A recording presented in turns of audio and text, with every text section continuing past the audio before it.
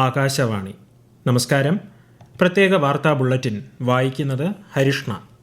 ദുരന്ത നിവാരണ ഭേദഗതി ബിൽ 2024 പാർലമെന്റിന്റെ അംഗീകാരം. ലോക്സഭ മുൻപ് തന്നെ പാസാക്കിയ ബിൽ രാജ്യസഭ ഇന്ന് അംഗീകരിക്കുകയായിരുന്നു.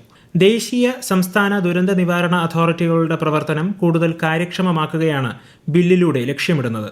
ഇത് സംബന്ധിച്ച ചർച്ചയ്ക്ക് മറുപടി നൽകിക്കൊണ്ട് കേന്ദ്ര ആഭ്യന്തരമന്ത്രി അമിത്ഷാ ഇത് വ്യക്തമാക്കി. നിർമ്മിത ബുദ്ധിയിൽ അധിഷ്ഠിതമായ നിരീക്ഷണ സംവിധാനം, സമൂഹ മാധ്യമങ്ങളിലൂടെയുള്ള ദുരന്ത മുന്നറിയിപ്പുകൾ എന്നിവയിലൂടെ ദുരന്ത പ്രതികരണ സംവിധാനങ്ങൾ കൂടുതൽ ശക്തിപ്പെടുത്തുന്നതിനുള്ള വ്യവസ്ഥകളും ബില്ലിലുണ്ട്. ബോയിലേഴ്സ് ബിൽ 2024 പാർലമെന്റ് ഇന്ന് അംഗീകാരം നൽകി.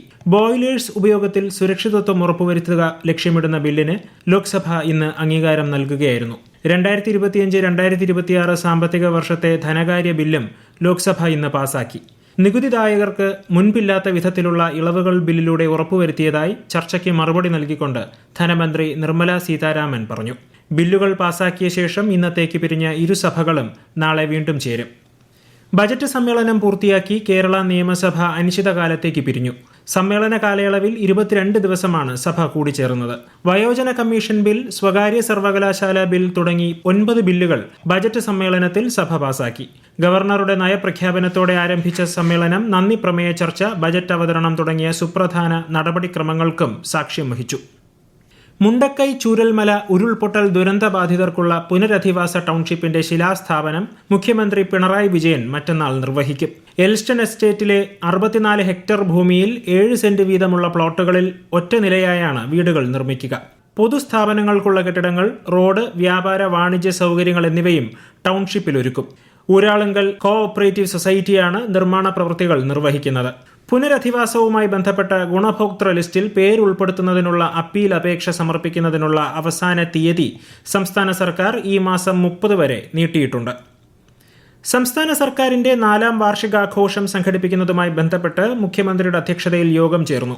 ഏപ്രിൽ 21 മുതൽ മെയ് 30 വരെയാണ് എന്റെ കേരളം എന്ന പേരിൽ ആഘോഷം സംഘടിപ്പിക്കുന്നത്. ഏപ്രിൽ 21 കാസർഗോഡാണ് വാർഷികാഘോഷത്തിന്റെ സംസ്ഥാനതല ഉദ്ഘാടനം. സമാപനം മെയ് 23 തിരുവനന്തപുരത്ത് നടക്കും. റംസാൻ, വിഷു, ഈസ്റ്റർ ഫെയറുകളുടെ സംസ്ഥാനതല ഉദ്ഘാടനം മന്ത്രി GR അനിൽ തിരുവനന്തപുരത്ത് നിർവഹിച്ചു. ഇന്ന് തുടങ്ങി ഈ മാസം 31 വരെ എല്ലാ ജില്ലകളിലും പ്രധാനപ്പെട്ട ഔട്ട്ലെറ്റുകൾ കേന്ദ്രമാക്കി റംസാൻ ഫെയറുകൾ പ്രവർത്തിക്കും.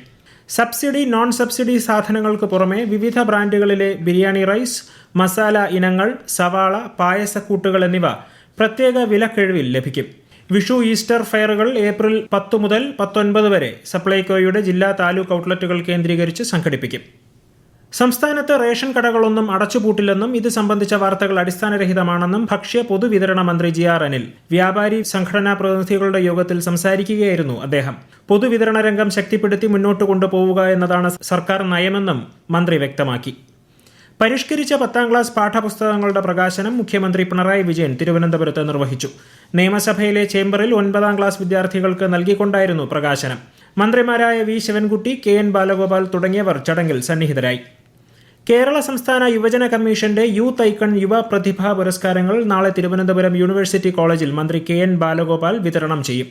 നിഖില വിമൽ, വിനിൽ പോൾ, സജന സജീവൻ, ശ്രീവിദ്യ M, ദേവൻ ചന്ദ്രശേഖരൻ, റോഷി പാൽ എന്നിവരാണ് യൂത്ത് ഐക്കൺ പുരസ്കാര ജേതാക്കൾ. വിവിധ മേഖലകളിൽ തങ്ങളുടേതായ വ്യക്തിമുദ്ര പതിപ്പിച്ച യുവജനങ്ങളെയാണ് അവാർഡിനായി തിരഞ്ഞെടുത്തത്.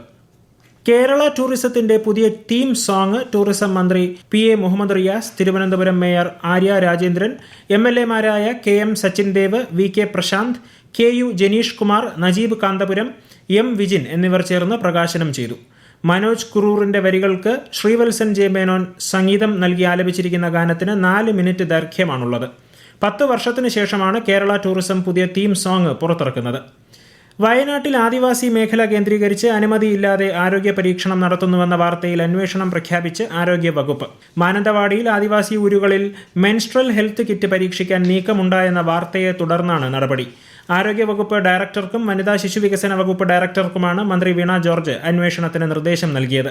US ആസ്ഥാനമായ ബയോമെഡിക്കൽ ലാബാണ് പരീക്ഷണം നടത്തുന്നത്. IPL ക്രിക്കറ്റിൽ ഇന്ന് ഗുജറാത്ത് ടൈറ്റൻസ് പഞ്ചാബ് കിങ്സിനെ നേരിടുന്നു. ടോസ് നേടിയ ഗുജറാത്ത് പഞ്ചാബിനെ ബാറ്റിംഗിന് അയച്ചു.